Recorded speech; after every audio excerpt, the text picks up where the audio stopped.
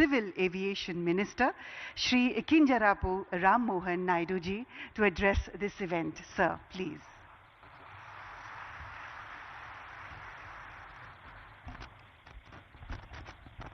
Honorable Prime Minister Shri Narendra Modi ji, Honorable Chief Minister Government of Telangana Shri Revanth Reddy garu, Honorable Chairman GMR Group GM Rao garu, CEO and Director Safran Mr. Oliver Andreas, Chairman of Board Safran Ross McInnes, CEO Safran Aircraft Engines Mr. Stephen Suelji, government officials, industry leaders, distinguished guests, good morning and namaste. At the outset, I congratulate all the stakeholders on this defining moment in India's ascent as a global aviation hub for aviation services. Today's inauguration of the world's largest engine MRO facility by our Honorable Prime Minister Shri Narendra Modi ji is a resounding testament to the deep trust and confidence which global OEMs now place in India's engineering capabilities and infrastructural excellence. Over the last 11 years, India's aviation ecosystem has taken a decisive leap, to double the number of airports, the number of aircrafts, the number of passengers, a leap to become the fastest growing MRO market, which is 3 times the global rate. And now, the establishment of Safran's largest LEAP engine MRO in India is a leap of capability, a leap of capacity, and a leap of India's credibility as maintenance, repair, and overall destination. Our MRO market is projected to rise up to $4 billion by 2031 at an 8.9% growth rate, which is far outpacing the global growth rate of 4.8%. I see this as an unprecedented opportunity for global engine manufacturers looking to partner with India's rapidly expanding aviation ecosystem.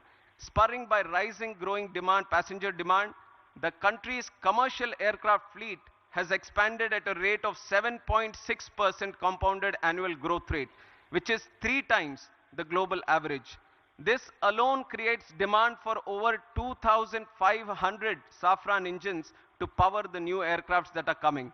I believe that with an onshore MRO facility in India, Safran Aircraft Engine Services India is set to drive substantial value creation in the Indian MRO sector.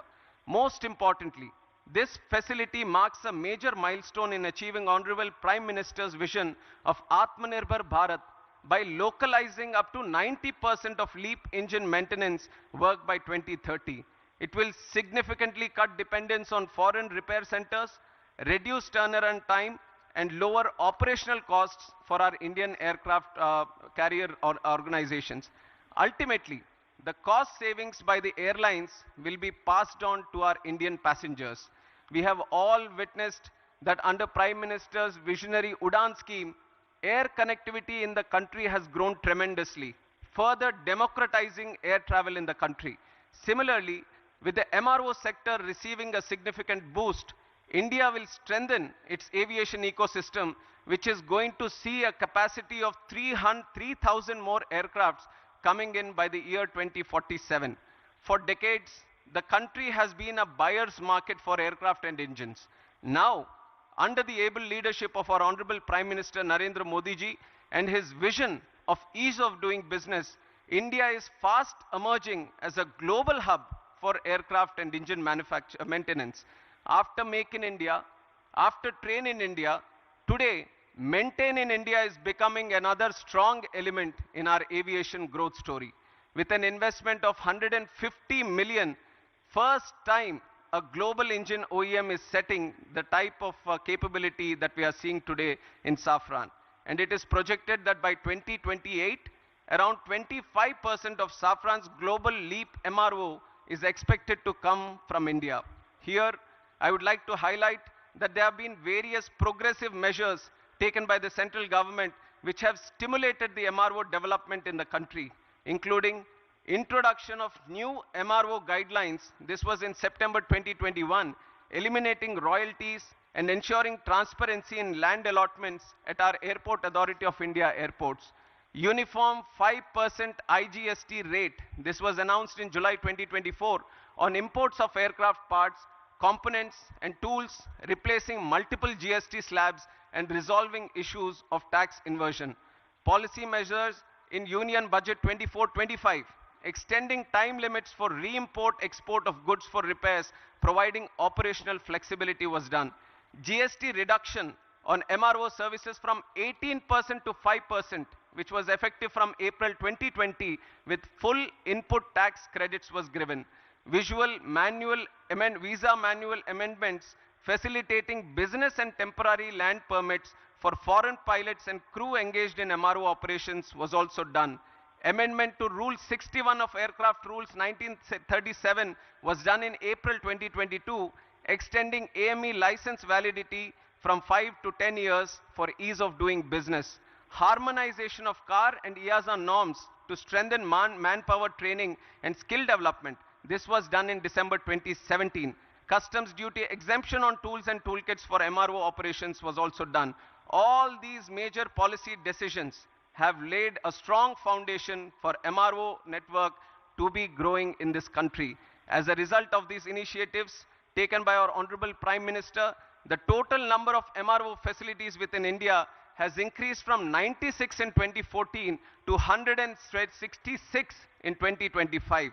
But I see that despite this projected growth, there are some challenges that still exist. Today, import dependence for online maintenance is only 10 to 20%. But for components, airframes and engines, reliance still exceeds 60%. Indian carriers today send aircrafts abroad to Singapore, Malaysia, Indonesia for heavy maintenance. That is expensive for us and also time consuming for us. Consider the fact that the engine overall alone accounts for 45% of the MRO market.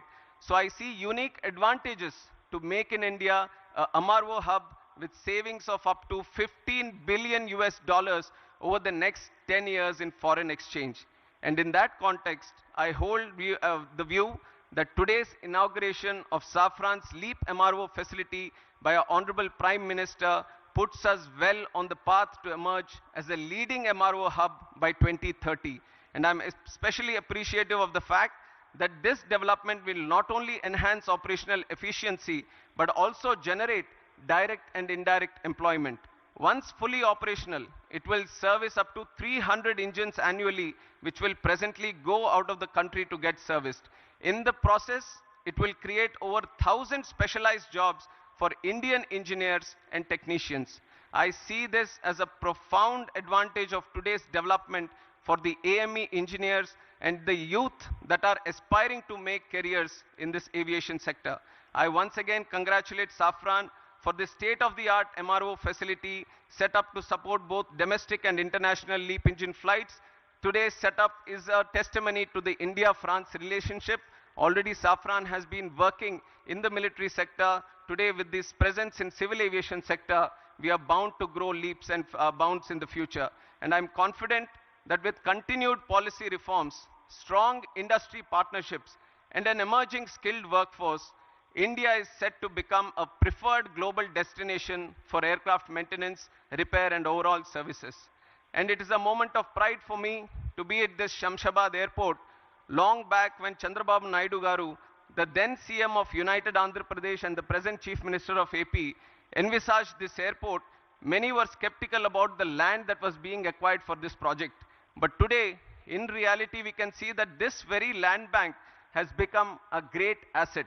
Shamshabad Airport has become an economic catalyst for the state of Telangana and also the country, creating lack of direct and indirect jobs in this sector. I would like to congratulate the GMR Group for their continuous pursuit in development of aerospace park and aviation at this airport.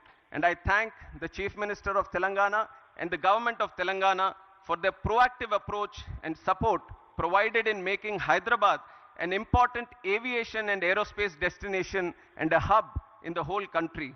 NDA government, under the leadership of our Prime Minister Shri Narendra Modi ji, believes that the development of the nation lies in the development of the state. Today, as we celebrate the Constitution Day, we are committed to the people, to the Constitution, that we are all going to work together, and with Prime Minister's relentless efforts and his passion and his purpose to serve the country, his journey towards Atmanirbhar Bharat and Viksit Bharat is no longer just a vision, but an unstoppable national vision. I would like to close my speech by saying the words that the future of the world is right here in this country. This country is waiting for you. Let us all fly high through the soaring skies. Thank you. Jai Hind, Jai Bharat.